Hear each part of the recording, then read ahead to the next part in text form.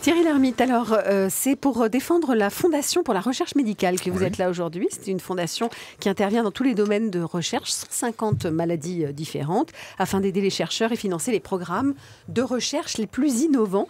Et pour ça, ils ont besoin des dons de tous, même des tout petits dons pour l'ensemble de ces maladies. Il y a un numéro de téléphone auquel vous attendent justement en ce moment pendant cette émission avec vous Thierry Lhermitte, tous les salariés de l'association. C'est le 0811 120 120 et vous pouvez faire vos dons, évidemment, même les plus petits. Alors, pourquoi vous avez décidé de mettre votre notoriété, Thierry Lhermitte, au service de cette cause-là? Parce que j'imagine que vous êtes sollicité sur des tas de causes Écoutez, différentes. ça fait 10 ans que je suis parrain de la FRM. On me l'a proposé en 2004, vous avez dit, en 2004, alors c'est ça.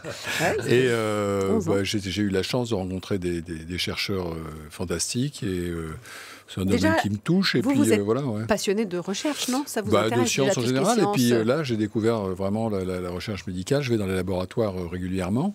Et si je suis là, c'est effectivement pour inciter les gens à donner, parce que le don privé dans la recherche, c'est très important. C'est pas une cerise sur le gâteau, c'est un tiers de la recherche. Si les gens arrêter de donner, la recherche s'arrêterait. Ce serait vraiment une vraie catastrophe. Parce que vous avez trois pôles. Vous avez l'État qui donne les trucs structurels, les fonds structurels, et puis les entreprises qui financent des recherches qui peuvent être intéressantes pour elles, et c'est leur vocation. Et puis le don privé qui vient rapidement dans les laboratoires. La FRM, elle distribue 40 millions d'euros cette année. Grâce à des dons privés, grâce aux dons entièrement, privés, les 40 millions d'années d'euros, et c'est vraiment énorme. Extrêmement important. C'est pas un petit plus. C'est des gens qui disent oui, mais c'est le rôle de l'État. Non, l'État, c'est normal. C'est des programmes pluriannuels. C'est des commissions. C'est l'argent public. C'est normal. Les entreprises, elles donnent à ce qui les intéresse. C'est normal. C'est leur vocation. Là, ce qui peut rapporter surtout. Oui, c'est ça. C'est leur vocation. C'est bon.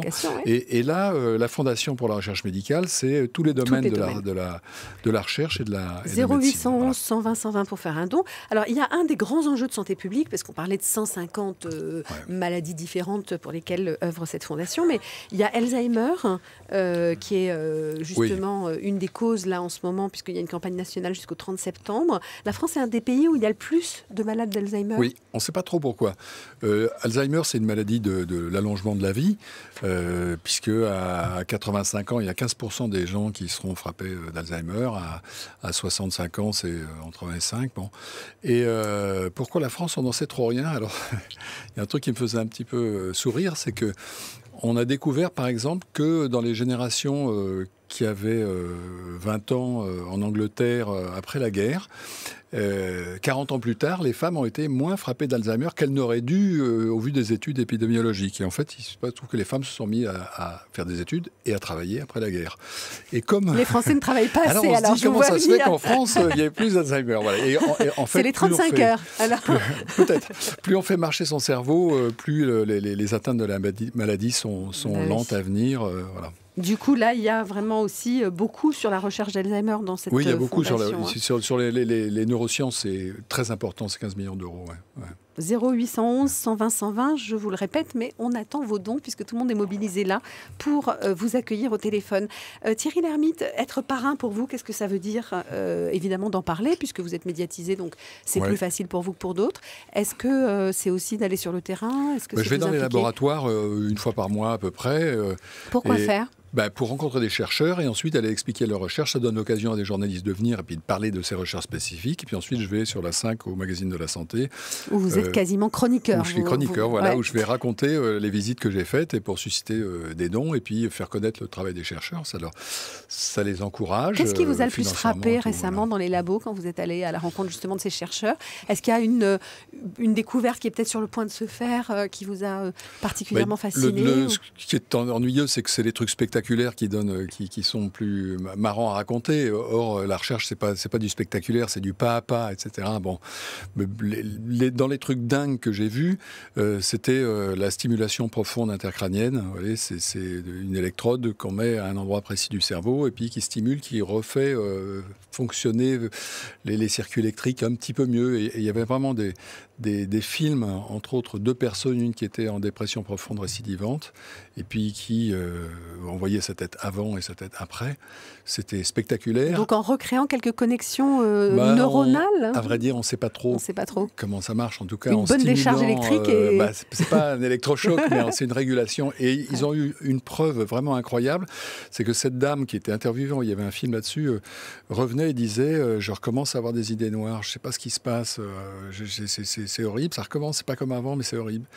Et puis il vérifie l'installation et en fait la pile qu'on a dans la clavicule était morte. Ah ouais.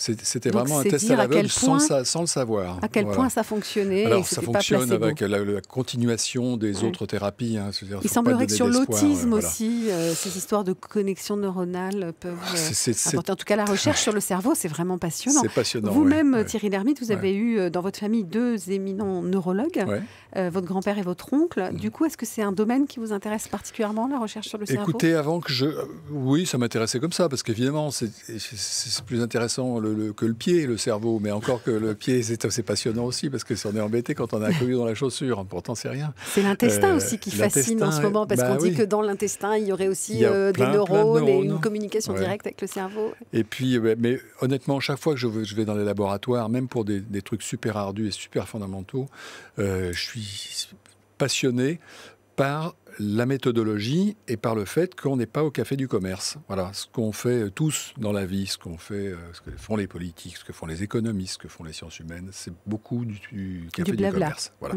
La recherche, la recherche, il faut prouver. Ouais. Et une chercheuse me disait, c'est sympa notre métier parce qu'on passe des années à essayer de prouver quelque chose, on fait une publication et ensuite tous nos collègues de la même spécialité s'acharnent à prouver que ça ne marche pas. Mais c'est pas mal parce que pour apporter la preuve que finalement, oui, ça marche. Là, la recherche devient vraiment intéressante. Thierry Lhermitte est avec nous jusqu'à 13h30 pour parler de son rôle de parrain de la Fondation pour la recherche médicale. Et je vous rappelle le numéro, vous pouvez adresser vos dons. Vraiment, tous les dons sont les bienvenus. C'est le 0811 120 120. À tout de suite avec Allô les stars. Ce sera Thierry Garcia. France Bleu.